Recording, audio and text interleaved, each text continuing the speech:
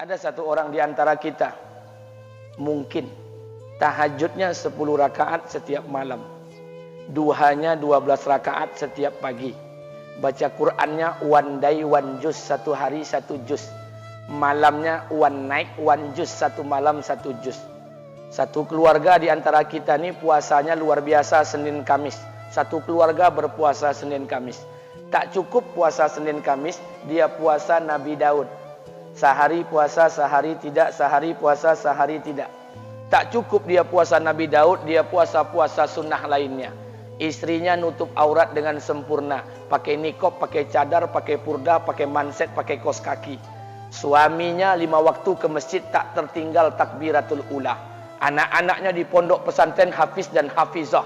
Tiap pagi berinfak, tak pernah menggunjing orang. Quran terjaga, aurat terjaga, tahajud terjaga, 5 waktu terjaga, duha terjaga, Quran terjaga, puasa terjaga. Sempurna satu keluarga nih amalnya.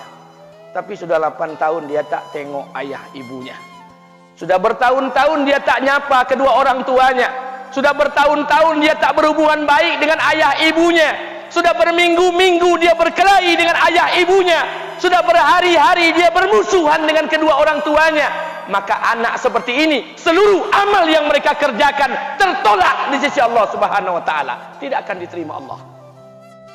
Sebaliknya, kalau ada di antara kita hari ini yang pandai melayani ayah ibunya, tidak ada uang ayah ibu dia kasih uang, tak ada rumah ayah ibu dia buatkan rumah, sakit ayah ibu dia bawa ke rumah sakit, dirawat ayah ibunya dia jaga, kotoran ayah ibunya dia bersihkan pakai tangannya sendiri. Ada di antara kita hari ini yang membersihkan kotoran ayah ibunya lebih dia nikmati daripada makanan yang ia sukai. Begitu luar biasanya dia melayani ayah ibunya. Tapi dia tinggalkan solat, dia injak-injak perintah Allah, dia tinggalkan perintah Allah dengan mutlak. Maka kebaikan satu orang anak ini kepada ayah ibunya seluruhnya tidak diterima Allah Subhanahu wa taala. Atau jangan-jangan inilah yang menjadi penyebab amal kita tak diterima Allah. Atau jangan-jangan inilah yang menjadi penyebab amal kita tertolak di sisi Allah. Kita solat juga, kita sujud juga, kita puasa juga, kita ngaji juga, kita dengarkan ceramah juga. Maka oleh karena itu, Pak, Bu, ayah kita tuh tinggal di kampung, ayah ibu tinggal di kampung sana. Terkadang ayah ibu kita tak sekolah, SD, SMP, SMA tak tamat. Dia sekolahkan kita SD, SMP, SMA, S1, S2, S3 dengan harapan hidup kita lebih baik daripada keadaan dia sekarang. Tapi apa yang membuat kita jarang untuk menjenguk mereka?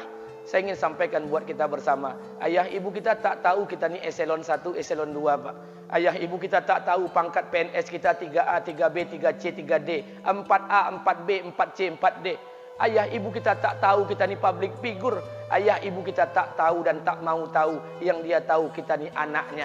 Ayah ibu kita tak tahu kita punya sawit berapa. Ayah ibu kita tak butuh mobil kita. Dia tak butuh rumah kita. Tapi yang dia butuhkan kita. Apa yang membuat kita jarang untuk menjenguk mereka? Tahun 2016 di Masjid Damai Langgeng, saya diundang ceramah di sana. Habis pulang ceramah, saya baca WA SMS. Ada seorang ustadz Pekanbaru kirimkan WA dengan saya. Saya baca 2 kali, air mata saya menetes. Kenapa? Karena WA itu berisi cerita satu orang ibu sedang menelpon anaknya. Ibunya nelpon anaknya. Assalamualaikum nak. Waalaikumsalam kata anaknya. Kata ibunya, nak, sudah 1 bulan kau tak tengok ibu. Apa yang membuat engkau berhalangan nak? Apakah kau sibuk dengan pekerjaanmu? Minggu yang kedua ibunya telpon lagi. Assalamualaikum nak. Kata anaknya, waalaikumsalam. Kata ibunya, nak, ibu dapat kabar apa engkau baru beli mobil baru. Apa betul nak? Kata anaknya, betul bu. Kata ibunya, alhamdulillah nak, ibu bangga.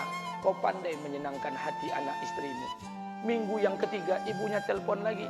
Assalamualaikum nak. Kata anaknya, waalaikumsalam. Kata ibunya, nak, ibu dapat kabar bahwa engkau baru beli rumah baru. Apa betul nak? Kata anaknya, betul bu. Kata ibunya, alhamdulillah nak, ibu senang kau bertanggung jawab dengan anak istrimu.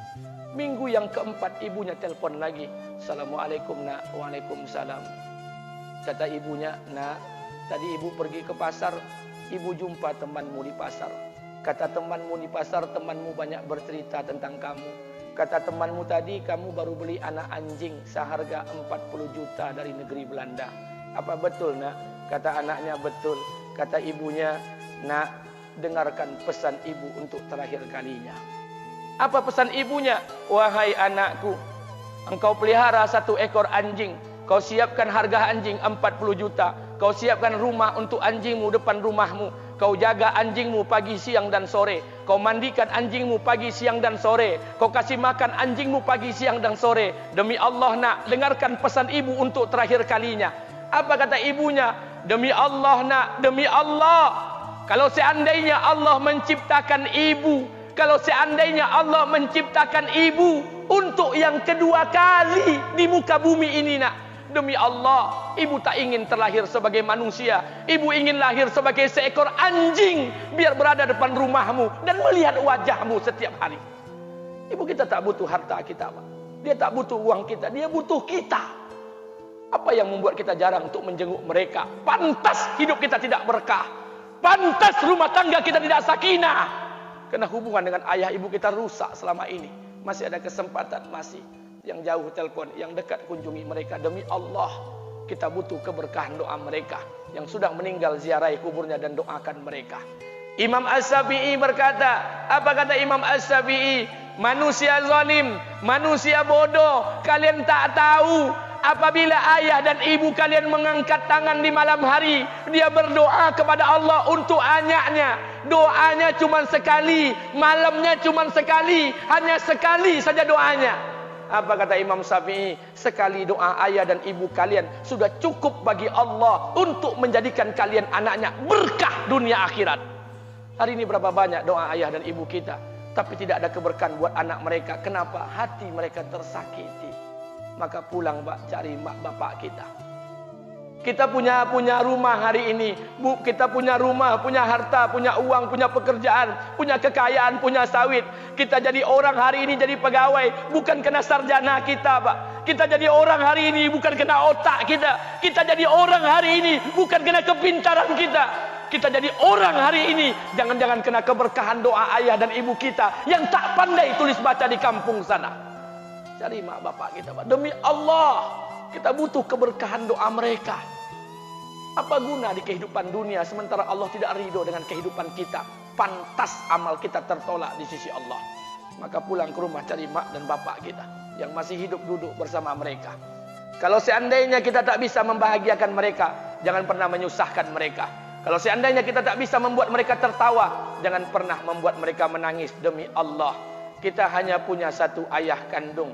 Kita hanya punya 1 ibu kandung. Tidak akan ada ayah kandung yang kedua. Tidak akan ada ibu kandung yang kedua. Harta kita cuma 1. Ayah kita cuma 1. Ibu kita cuma 1. Tidak akan ada ayah kandung yang kedua. Tidak akan ada ibu kandung yang kedua. Pangkat jabatan bisa dicari, harta bisa diraih. Kesempatan membahagiakan ayah dan ibu kita hanya sekali di kehidupan dunia ini, Pak. Pulanglah. Ketika mereka memanggil, tinggalkan istri, tinggalkan pekerjaan, tinggalkan semua proyek kita.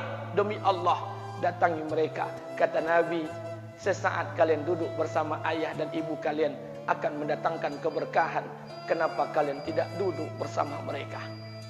Jangan-jangan inilah yang menjadi penyebab amal-amal kita tertolak di sisi Allah.